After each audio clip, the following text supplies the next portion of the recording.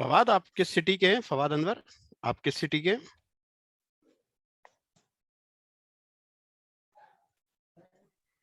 मैं सर भावलपुर से हूँ।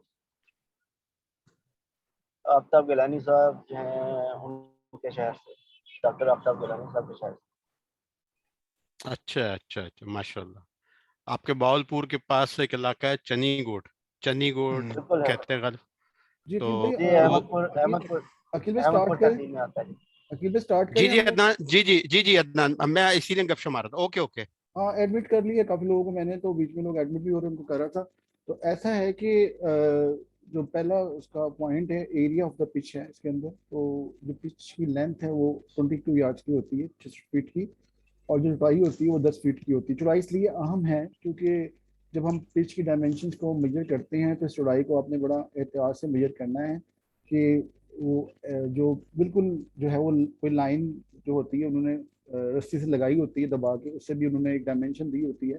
क्योंकि यहाँ जो फील्डिंग इंक्रोचमेंट्स है ना, वो हो सकती है कि फील्डर्स एरिया में आता है पिच के ऊपर, जो 10 फीट का एरिया है, तो वो नो बॉल हो सकती है।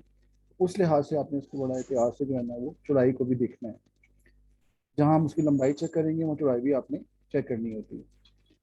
इसके अलावा जो बड़ी इंपॉर्टेंट चीज़ है कि हमारे पास दो एडजॉइनिंग पिचेस हैं। एक तो 66 गज की आपकी ओरिजिनल पिच है, और उसके ऊपर साइड पे एक आर्टिफिशियल पिच अगर ओवरलैप कर रही होती है, तो यहाँ आप देखेंगे एक साइड पे मिडल स्टंप से 5 फुट इलाका है पिच का, और दूसरी साइड पे 4 फुट रह गया है आर्टिफिशियल पिच के आने के 22। तो अब जो ये पिच है ये 9 फुट की जो है वो काउंट होगी, और अगर बॉल जो है वो पिच होता है इस एरिया से बाहर कॉलर का, तो उस सूरत हाल में वो फिर क्या होगी, वो नो बॉल वाला जो किस्सा है वो हो जाएगा। वो नो बॉल जो होती है, पिच के बाहर अगर बॉल गिरे तो फिर जो पहला बाउंस है वो पिच के बाहर हो, तो फिर वो नो बॉल में आ जाती है। लेकिन ये 66 यार्ड और 10 फीट के बाहर वाला ही एरिया है। लेकिन जब 66 गज से आगे कहीं जाके गिरती है तो वाइड बॉल हो जाती है, वो अगर वो अवे है और इस तरह से वो गिरी है, और पिच का जो मेन एरिया है उससे अवे गिरी है। थोड़ी देर शोर हो रहा है, प्लीज शोर बंद करने में साउंड, ठीक है। तो इस तरह से जो है वो नो बॉल का मसला होता है। इसीलिए आपने ध्यान रखना है कि तो वो 9 फीट की पिच रह गई है, तो फिर उसको हमने वैसे ही डील करना है कि वो जो गेंद है वो इस 9 फीट के एरिया से बाहर गिरेगा तो वो नो बॉल हो जाएगा नेचुरल। अदरवाइज जो नॉर्मल सूरत हाल है उसमें तो वो 10 फीट का एरिया होता है, जो हम देखते हैं उसके बाहर बॉल गिरता है तो फिर वो नो बॉल जो है ना वो हो जाता है। अच्छा, उसके बाद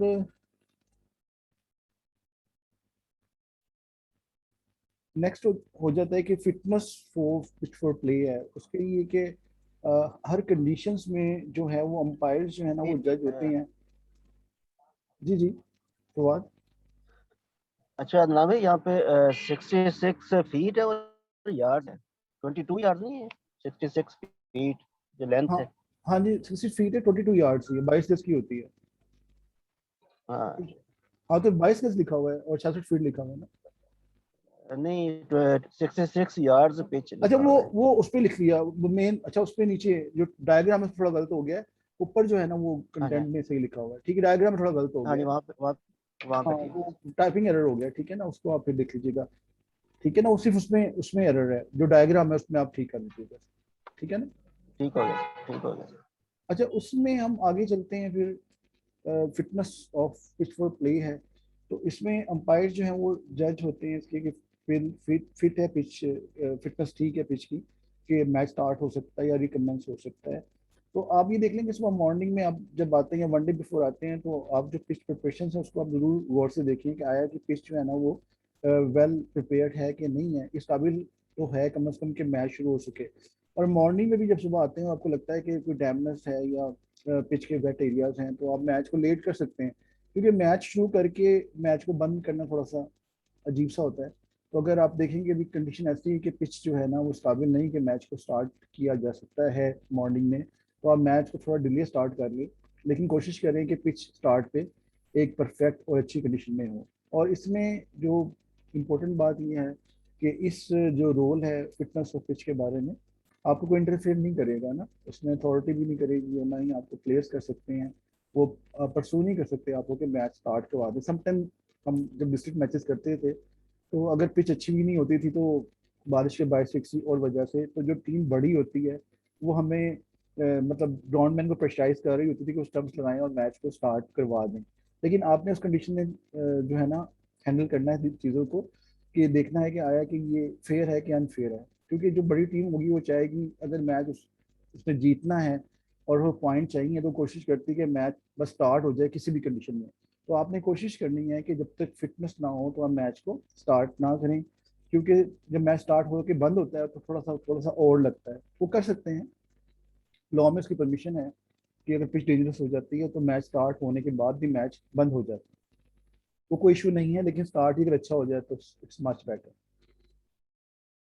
इसके अलावा जो थर्ड पॉइंट है selection and preparation of the pitch है, तो मैच से पहले जो ग्राउंड अथॉरिटी है वो आप सेलेक्ट करता है सरफेस को जो उसने पिच हमें देना है, और पिच की तैयारी के वो जिम्मेदार होते हैं। और मैच जब शुरू हो जाता है, जब हैंड ओवर हो जाती है अंपायर्स के, तो फिर वो उसको जो उसकी मेंटेनेंस है और उसके यूज़ को कंट्रोल कर रहे होते हैं, ये लॉ है।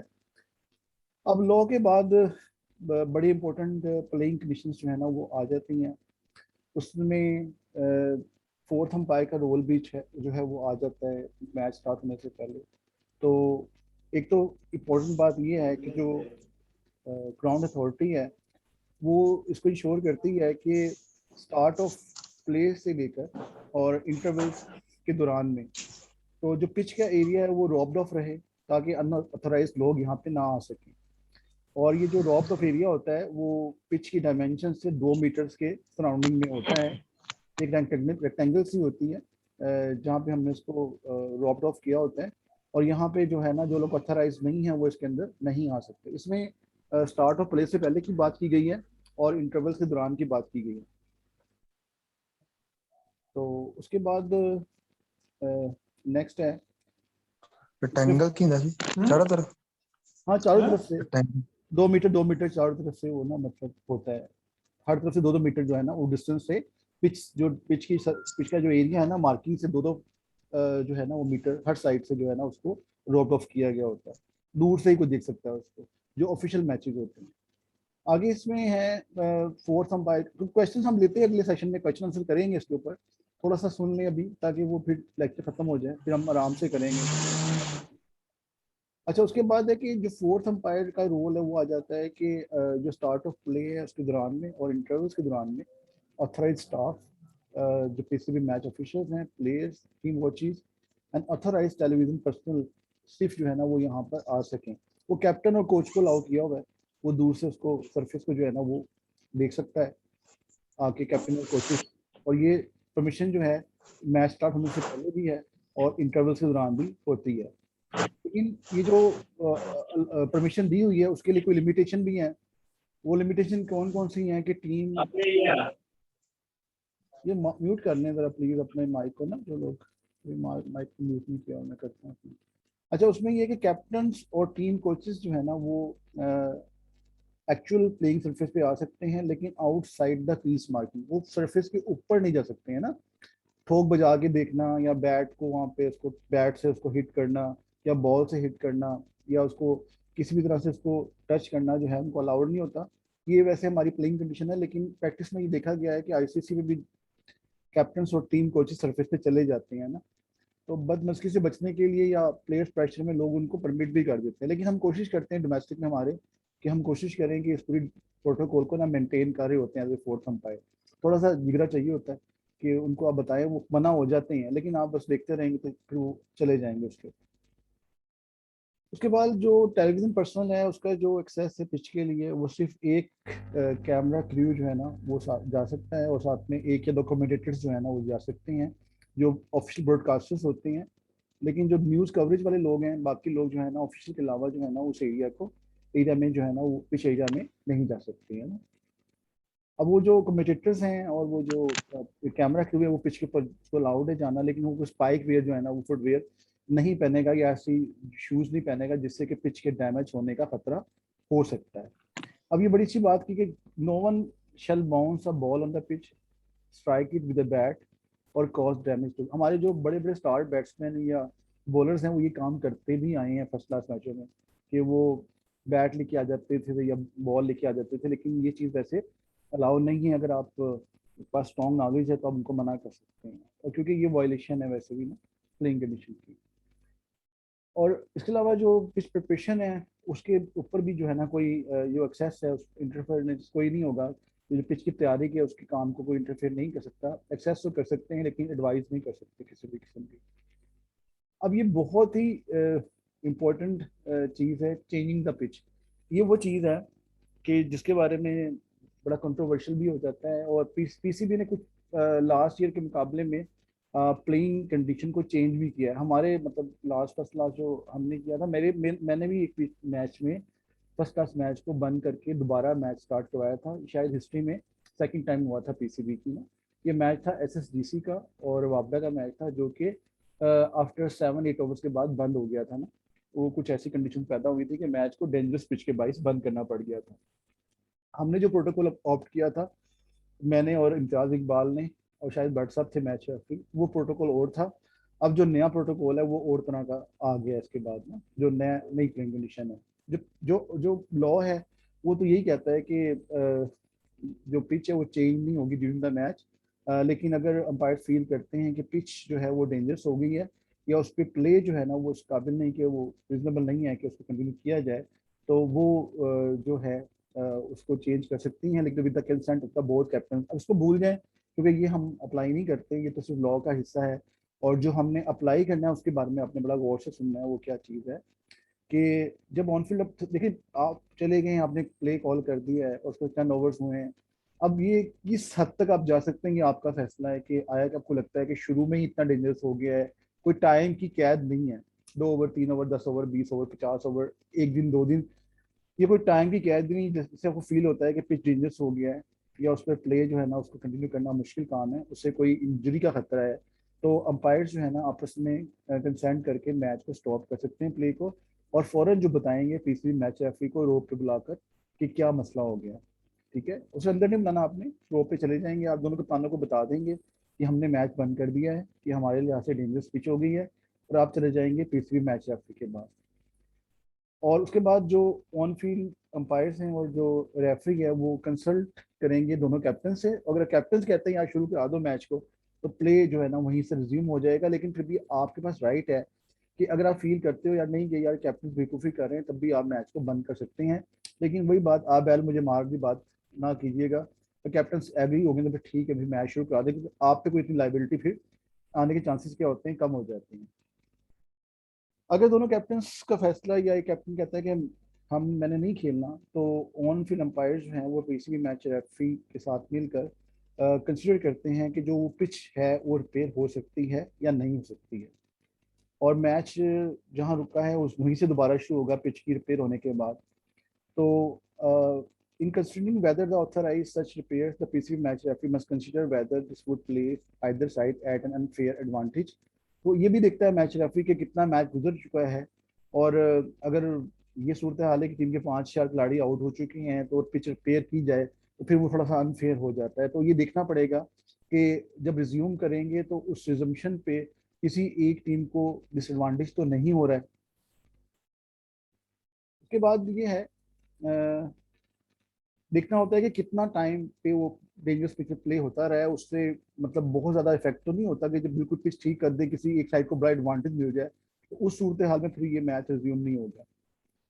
अगर वो फैसला ये हो जाए कि ये पिच रिपेयर नहीं हो सकती, तो फिर मैच को खत्म कर देना है आपने, अबेंडेंट मैच हो जाता है।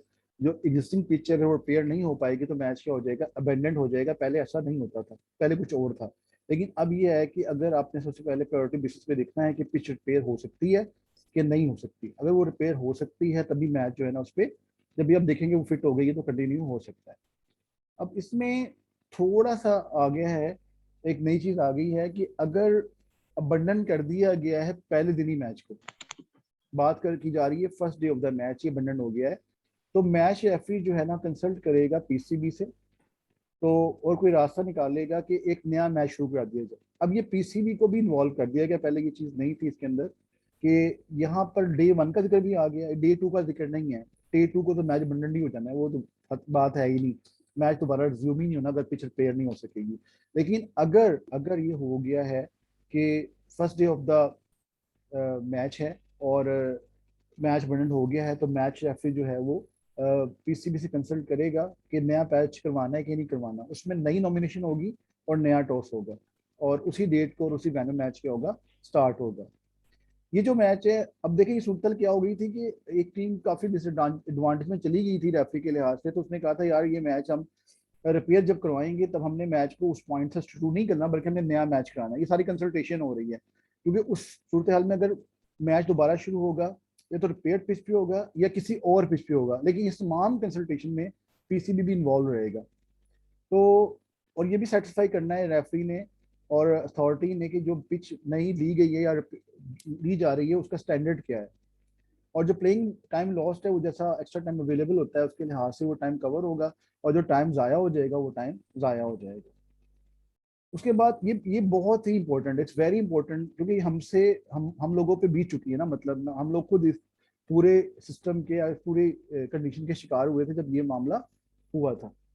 तो अभी ब्रेक आ जाएगी क्योंकि हमारा ना पहला सेशन खत्म हो रहा है। अब दूसरे में मिलेंगे हम 5 मिनट के बाद और शुरू करेंगे हम यहीं से जहाँ से हमने किया, खत्म किया। बाकी ये आखिरी जो पॉइंट है वो ये है कि पूरे सूरत हाल में जो कैप्टन्स हैं और ग्राउंड अथॉरिटी हैं वो सारे लूप में होंगे, और सबको जो है ना मैच रेफरी जो है ना वो इंफॉर्मेशन शेयर करता रहेगा। ठीक है, ये सारा सिस्टम इस तरह से चला लेगा। और नॉन टर्फ मैचेस, हमारे जो मैचेस कोई भी जो है ना वो नॉन टर्फ के ऊपर नहीं होते, नेचुरल टर्फ के ऊपर भी ही मैच किए जाते हैं पीसीबी के अंदर। तो हमारा जो फर्स्ट सेशन है वो खत्म हो गया, और इंशाल्लाह इसके बाद हम शुरू करते हैं सेकंड सेशन जो क्वेश्चन आंसर का होगा, और उसमें हम बात करेंगे फिर इसके ऊपर जो हमने डिस्कस किया। हो सकता है बहुत से क्वेश्चन आपके हों, तो आप वो क्वेश्चन तैयार रखें, तो हम दोबारा वापस आते हैं 5 मिनट के बाद।